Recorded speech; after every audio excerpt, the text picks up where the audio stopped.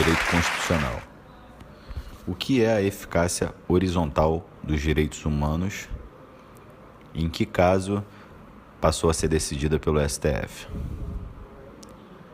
Resposta. A eficácia horizontal dos direitos humanos é um instituto criado pelo STF onde admite-se que a mesma relação que o poder público tem com o poder privado, de forma vertical através de uma ordem constitucional, passa a valer nas relações entre particulares no que tange aos direitos fundamentais. Há um caso emblemático da Air France, onde o STF decidiu ser inconstitucional a discriminação que se baseia em atributo, qualidade, nota intrínseca ou extrínseca do indivíduo, como sexo, raça, nacionalidade e credo religioso. Naquele caso, o estatuto pessoal da empresa tornava mais vantajoso ao francês empregado da companhia. O tribunal decidiu que, pelo princípio da igualdade, tudo que vale pelo francês vale para o brasileiro também. Decidido no RE 161243-6. 2. Quais são os direitos considerados de primeira geração? Resposta. Direito à vida, à liberdade, à propriedade, à manifestação de pensamento e ao voto. 3. Quais são os direitos de segunda geração? E a que se relacionam? Resposta. Os direitos de segunda geração são direitos sociais, como trabalho, saúde e educação. São também direitos econômicos, uma vez que o Estado passou a intervir no mercado, sobretudo após a crise da Bolsa de Valores em 1929. Também são valores culturais. Então, os valores de segunda geração são sociais, econômicos e culturais. Seconds. Sociais, econômicos, culturais. SEC de second. 4. Dê exemplo das principais constituições sociais. Resposta. Dentre as principais constituições sociais foram a mexicana, de 1917, e a alemã, de 1919, famosa Constituição da República de Weimar. 5. Esse modelo de constituição social foi eficaz? Resposta. Esse modelo mostrou-se ineficaz, principalmente depois da Segunda Guerra Mundial, onde essa Constituição não passou de um convite à atuação dos governos. Por estar sujeito às vontades do administrador, dizia que o texto não possuía força normativa a fim de realizar suas promessas. 6. O que Luiz Roberto Barroso aponta como marcos que deram origem ao novo direito constitucional ou ao neoconstitucionalismo? Resposta. São 3 marcos: marco histórico, filosófico e teórico. No marco histórico, ele aponta o constitucionalismo do pós-guerra, que redefiniu a Constituição e a influência do direito constitucional. Então foram as próprias novas constituições, como a Lei Fundamental de Bonn, em 49, a Constituição da Itália, em 47, e no Brasil, a Constituição de 88.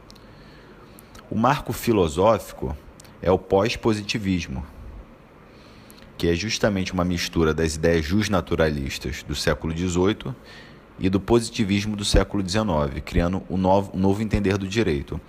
O pós-positivismo busca ir além da legalidade estrita, mas não despreza o direito posto. Procura empreender uma leitura moral do direito, mas sem recorrer a categorias metafísicas.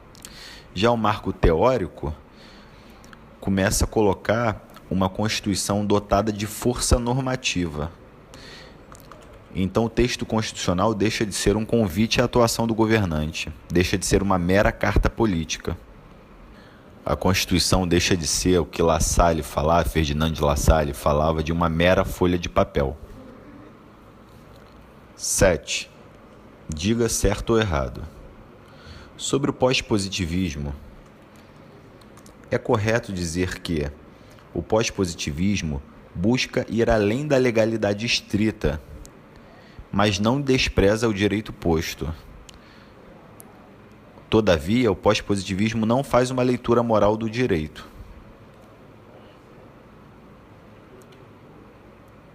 Resposta: errado. O pós-positivismo busca ir além da legalidade estrita, mas não despreza o direito posto.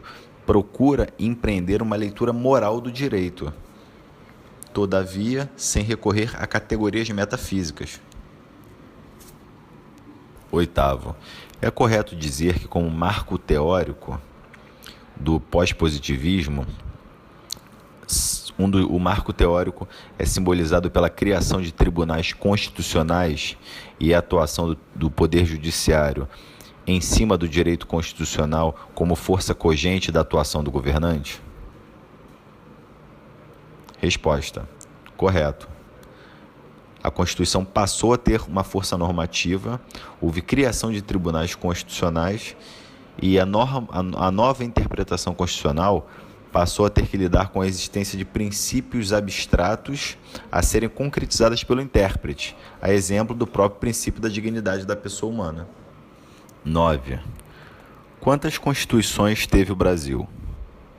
E quais os seus anos? Resposta: foram 7 constituições. Constituição Imperial de 1824, a Constituição Imperial, primeira Constituição do Brasil. Constituição de 1891, inaugurou a República. Constituição de 1934, pôs fim à República Velha. Constituição de 1937, início do Estado Novo de Getúlio Vargas. Constituição de 1946, redemocratizou o país. Constituição de 1967,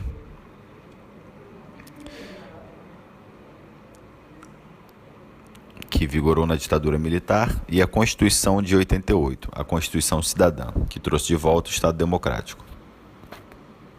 10. O que era a Constituição da Mandioca?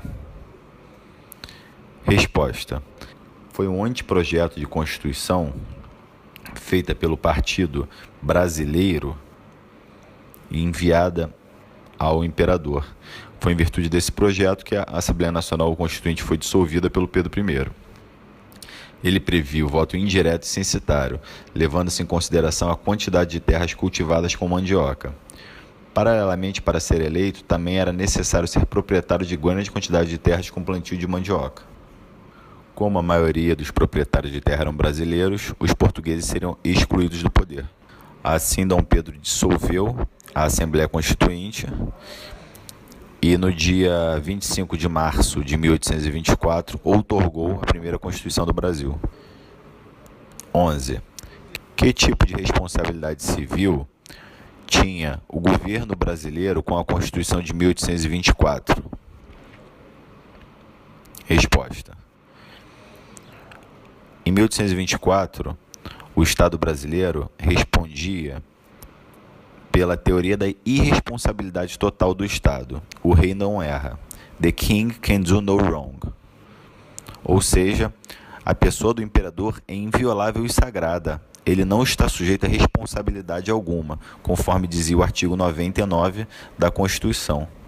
Não havia responsabilidade civil do Estado na figura do imperador. 12. É correto afirmar que o habeas corpus foi um dos institutos dos direitos fundamentais de primeira geração assegurados na Constituição de 1824? Resposta: errado. A garantia do habeas corpus não foi constitucionalizada em 1824. Todavia, houve sua previsão no Código Infraconstitucional, Código Criminal de 1830 e no Código de Processo Criminal de Primeira Instância de 1932. Só vindo a tornar-se assunto constitucional em 1891. 13.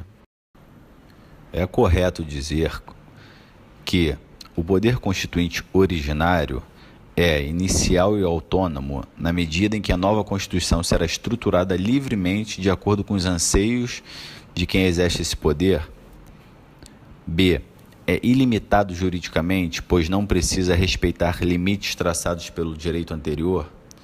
C. É um poder de fato e um poder político ao se identificar como verdadeira força social, na qual a ordem jurídica passa a existir a partir de sua manifestação. Resposta: correto. 14. É correto dizer que o poder constituinte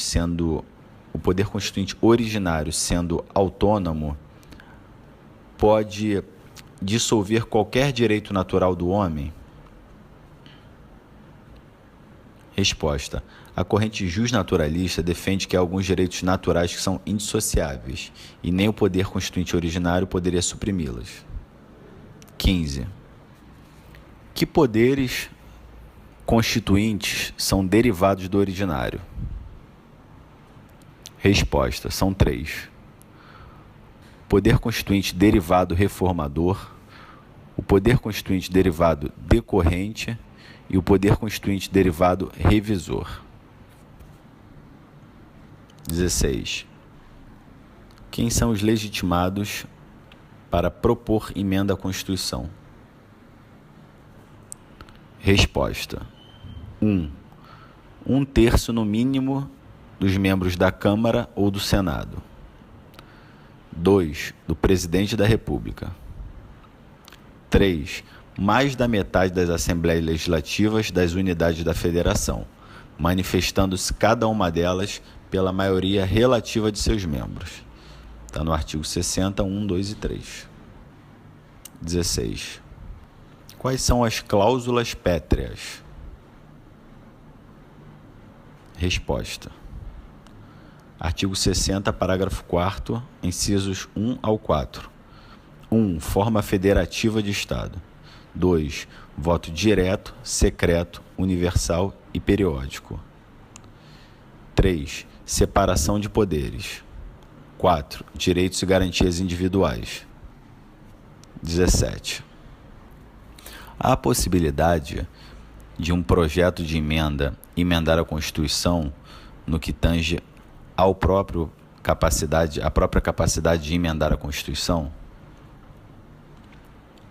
Resposta: essa é uma limitação implícita, a impossibilidade de se violar as limitações expressas ou alterar o titular do poder constituinte. 18. O que é o poder constituinte derivado decorrente? Resposta: é aquele conferido aos Estados-membros para estruturarem suas respectivas constituições estaduais. 18. O que é o poder constituinte difuso? Resposta: é um poder implícito na sociedade. Se manifesta através das mutações constitucionais.